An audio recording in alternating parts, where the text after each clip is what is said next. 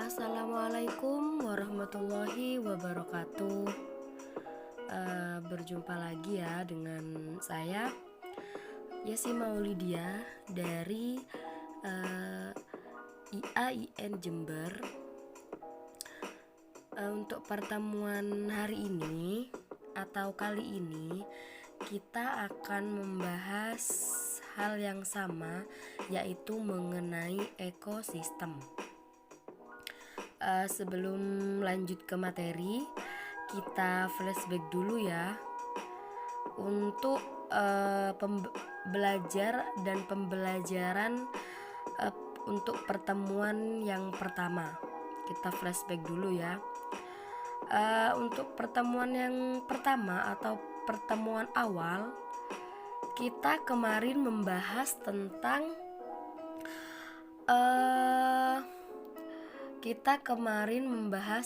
apa itu komponen ekosistem ya.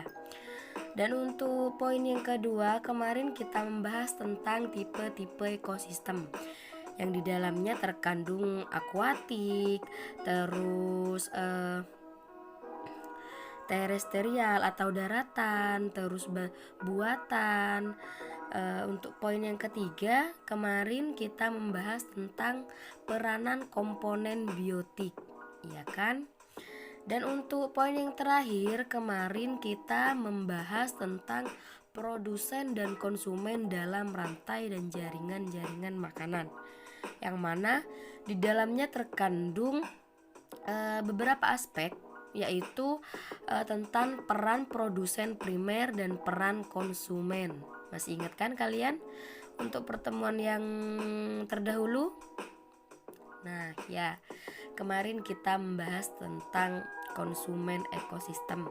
Nah, untuk pertemuan kali ini atau pertemuan yang kedua, kita akan membahas tentang ekosistem. Sama ya materinya, cuman poin-poinnya atau di dalam inti ekosistem itu berbeda. Yang mana untuk pertemuan kali ini, hari ini kita akan membahas tentang tipe-tipe daur biokimia dalam ekosistem. Nah, sebelum lanjut ke materi, semoga kalian meskipun berpuasa tetap semangat ya untuk belajar tentang biologi. Nah, sebelumnya mohon maaf ya kalau suara saya ini agak sedikit mengganggu, soalnya kurang fit ya, mohon maaf ya. Nah, selanjutnya kita lanjut aja, kita memasuki materi ya, yaitu yang pertama tentang tipe-tipe daur biokimia dalam ekosistem.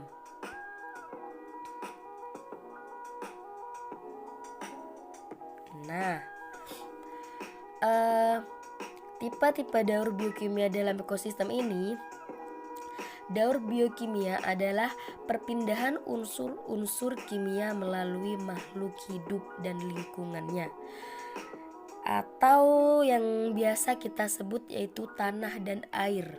Itu bahan pokok kita ya, air ya yang bahan pokok kita. Nah, dalam daur biokimia ini dikenal ada dua macam daur, yaitu daur edafik dan daur atmosferik.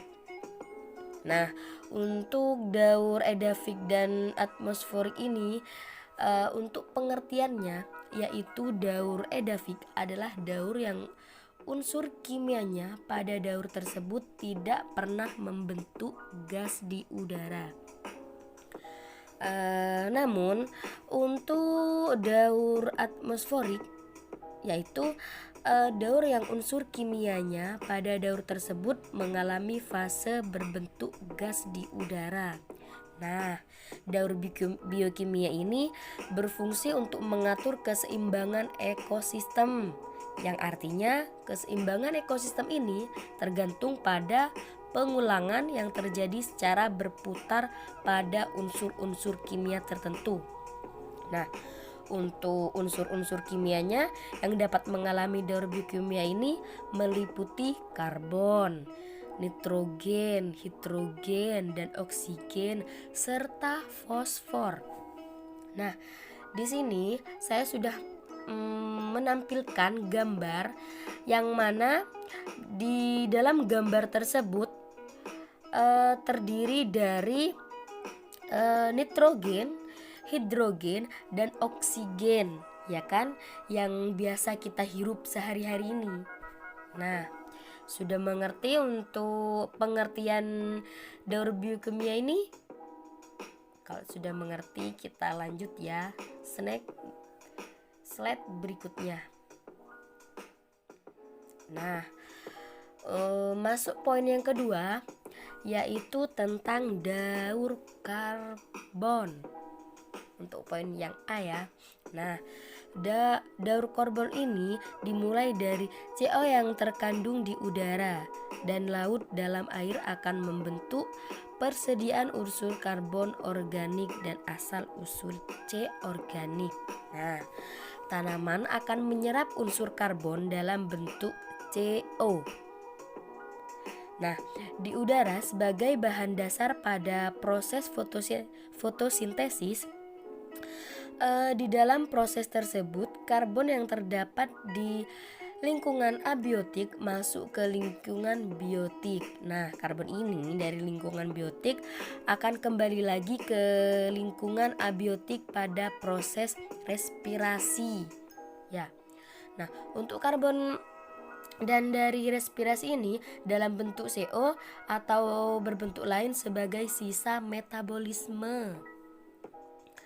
Nah, yang disebut metabolisme ini sisa-sisa tanaman yang mati dan bahan organik yang lain akan diuraikan oleh pengurai dan unsur karbon akan dilepas ke udara dari dan air sebagai CO. Nah, di sana sudah saya terapkan gambarnya ya, sudah jelas di sana ya.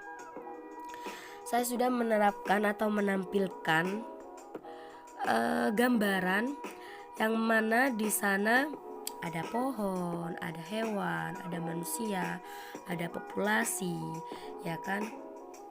Ada matahari. Di sana sudah sangat jelas, sudah saya tampilkan. Untuk poin yang pertama yaitu daur karbon. Next.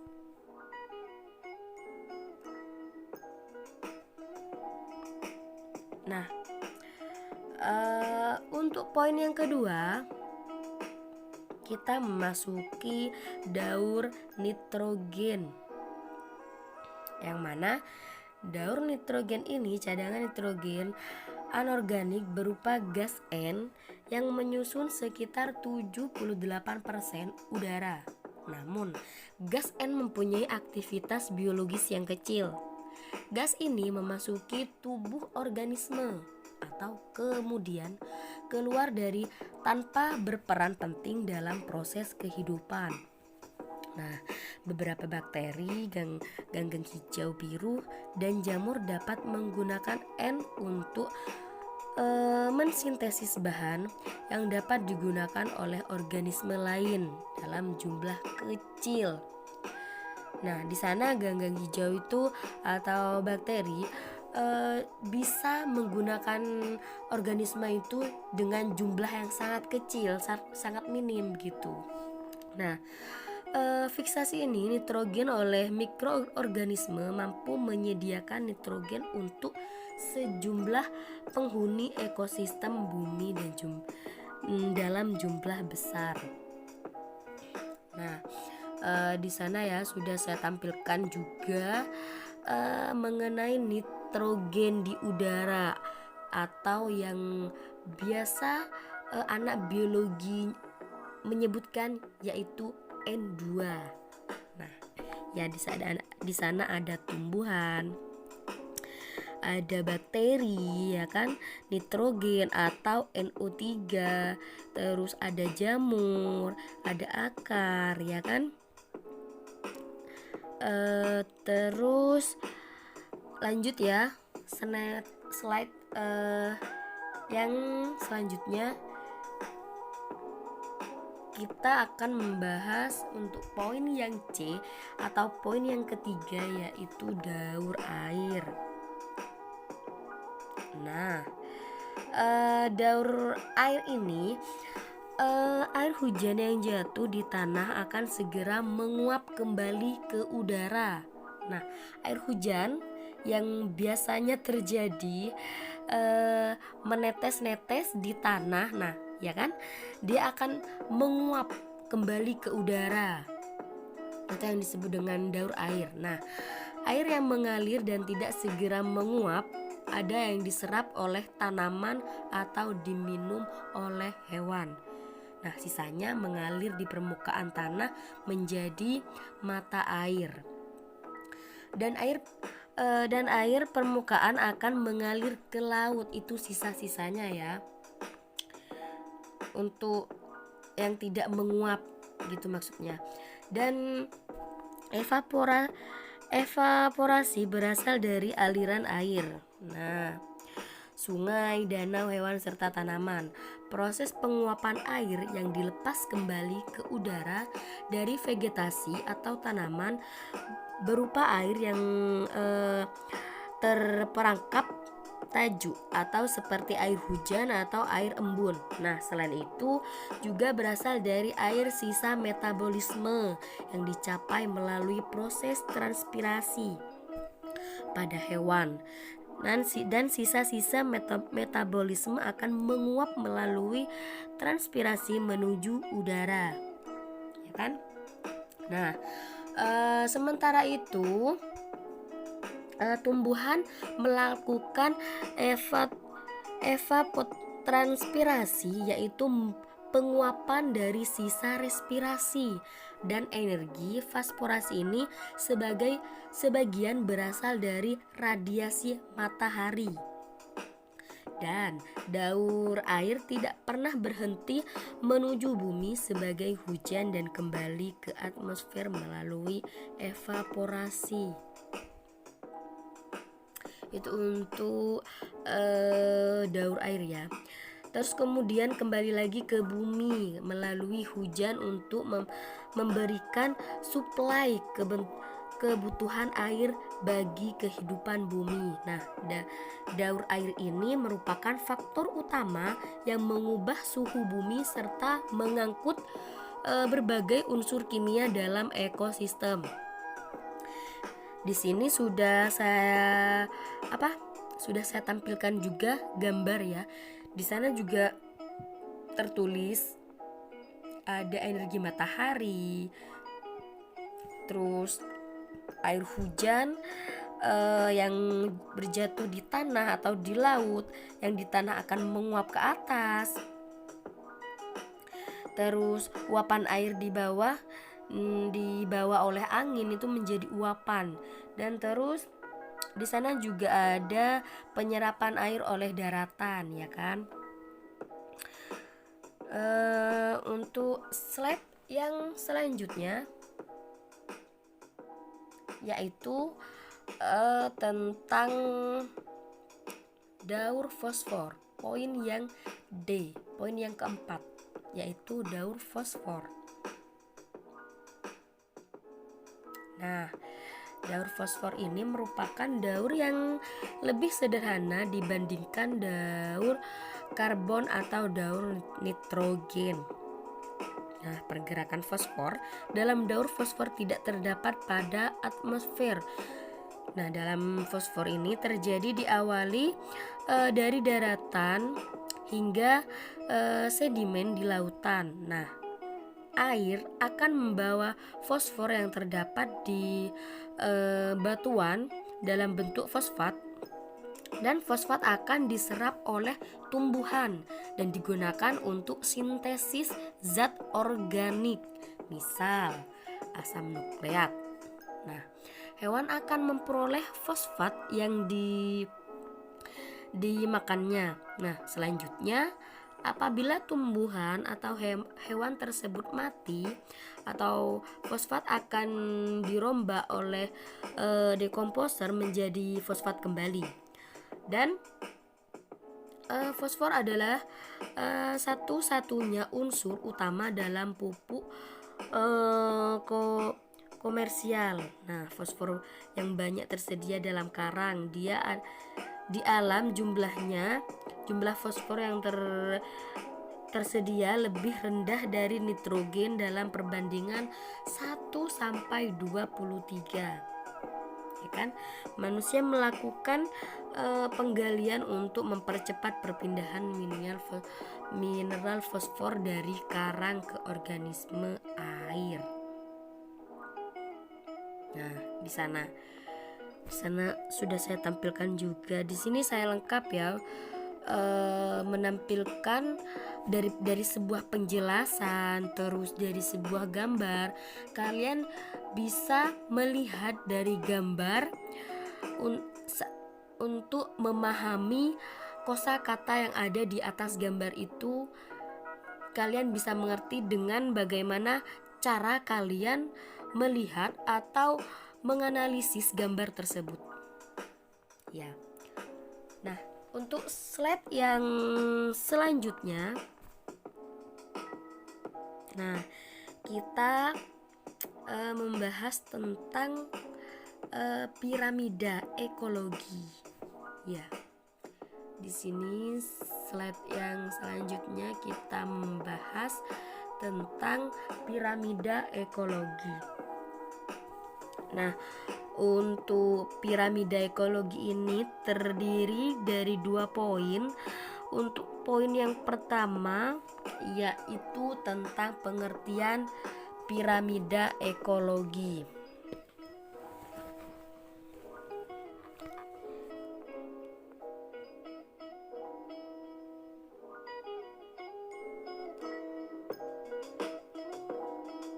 Nah, di sini untuk pengertian piramida ekologi yaitu piramida ekologi adalah piramida yang menggambarkan jumlah, berat, dan energi mulai dari produsen sampai konsumen puncak.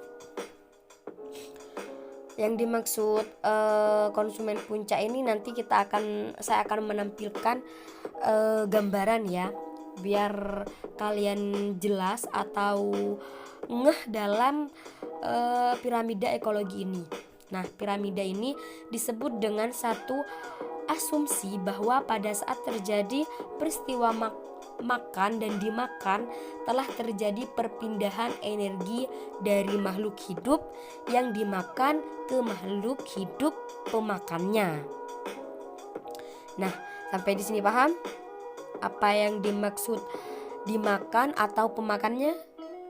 Nah, kalau semisal masih kurang paham, slide selanjutnya akan menjelaskan tentang hewan yang memakan dan dimakannya, tentang piramida atau rantai makanan yang disebut dengan piramida ekologi ini. Nah, piramida ekologi ini berfungsi untuk menunjukkan gambaran perbandingan antar trofik pada suatu ekosistem pada tingkat pertama ditempati produsen sebagai dasar dari piramida ekologi. Nah, selanjutnya konsumen primer, sekunder, tersier, sampai konsumen puncak atau konsumen ujung piramida ya. Nah, next. Di sini untuk poin yang kedua yaitu jenis-jenis piramida ekologi. Untuk yang tadi, poin yang tadi itu kita membahas tentang pengertian piramida ekologi. Nah, lanjut untuk poin yang kedua tentang piramida ekologi, kita akan membahas tentang jenis-jenis piramida ekologi.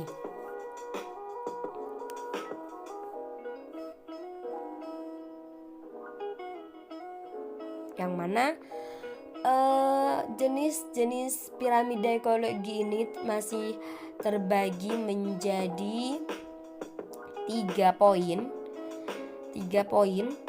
Untuk yang pertama piramida jumlah, yang kedua piramida biomasa, yang ketiga yaitu piramida energi. Kita bahas satu persatu. Untuk yang pertama, piramida jumlah ya. Nah, dalam rantai makanan, organisme pada tingkat trofik rendah memiliki jumlah individu lebih banyak. Makin tinggi tingkat trofik, makin sedikit jumlah individunya dalam ekosistem. Nah, jika jumlah individu persatunya luas untuk masing-masing tingkatan trofik digambarkan dalam hidrogen akan membentuk semacam piramida yang disebut piramida jumlah. Nah, ini saya tampilkan juga gambarnya ya. Di sana untuk piramida yang puncak ada elang. Elang memakan ular dan ular memakan tikus dan tikus memakan rumput. Ya kan? Sudah jelas kan? Kita di desa kita masing-masing, pernahkah kita melihat tikus makan rumput? Pernah. Dan tikus makan ular? Pernah. Dan melihat atau tidak melihat atau mendengar elang memakan ular? Nah, pernah. Nah, itu ada tingkatan-tingkatan piramida yang mana dalam materi kali ini kita bisa disebut dengan piramida jumlah, ya kan? Untuk jumlah yang pertama itu ada di posisi pertama itu elang, ya kan? Nah, next untuk poin yang kedua tentang pengertian tentang jenis-jenis piramida ya, piramida ekologi. Yang tadi kan ada piramida jumlah. Nah, selanjutnya di sini ada piramida biomasa. Yang mana piramida biomasa ini jumlah pada ekosistem yang berbeda tidak dapat dibandingkan satu dengan yang lain. Hal tersebut karena pada masing-masing ekosistem individu-individu yang terlibat di dalamnya tidak sama. Oleh karena itu muncul yang disebut piramida biomasa atau piramida biomasa. Piramida biomasa ini berfungsi menggambarkan perpaduan massa seluruh organisme di habitat tertentu dan diukur dalam gram. Ya, nah itu piramida biomasa. Sudah jelas kan? Ada tumbuhan, ada hewan, terus ada hewan berkuku tajam. Piramidanya sudah sangat jelas kan? Itu yang disebut dengan piramida biomasa. Next, untuk poin yang ketiga, poin yang terakhir mengenai jenis-jenis piramida ekologi ini, di sini poin yang terakhir terdiri dari piramida energi. Nah, piramida energi ini, piramida biomasa terkadang tidak memberi informasi aliran energi yang cukup pada ekosistem tertentu. Kenapa? Oleh karena itu, piramida energi dibuat berdasarkan penelitian yang mendalam mengenai aliran energi dan mampu memberikan gambaran akurat mengenai aliran energi. Nah, dalam piramida energi ini terdapat pengurangan energi dalam tiap tingkat trofik, yang mana yang terjadi karena beberapa makanan tidak dicerna, yang mana makanan tersebut tidak dicerna sempurna menjadi energi. Hanya bagian tertentu dari makanan yang dapat dimakan dan hanya sebagian makanan yang disimpan dalam tubuh karena sisanya digunakan sebagai energi. Nah, itu dia konsumen untuk piramida energi ya.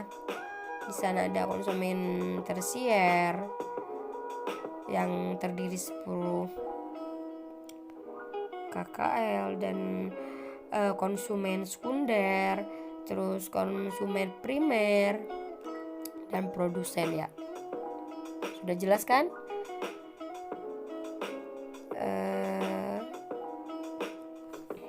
Next. Oh, terakhir ya. Slide yang terakhir, terima kasih sudah mendengarkan dengan baik.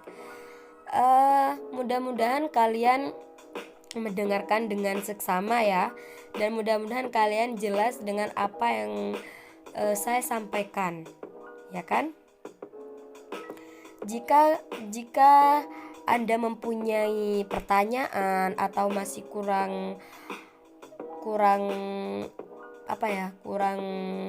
paham mengenai ekosistem ini, kalian bisa bertanya kepada saya ya via WA, atau terserah kalian mau melewati apa aja untuk pertanyaan ini ya. Nah, cukup sekian ya video pembelajaran dari saya. Apabila ada kekurangan, mohon maaf. Sampai bertemu di pekan selanjutnya. Assalamualaikum warahmatullahi wabarakatuh.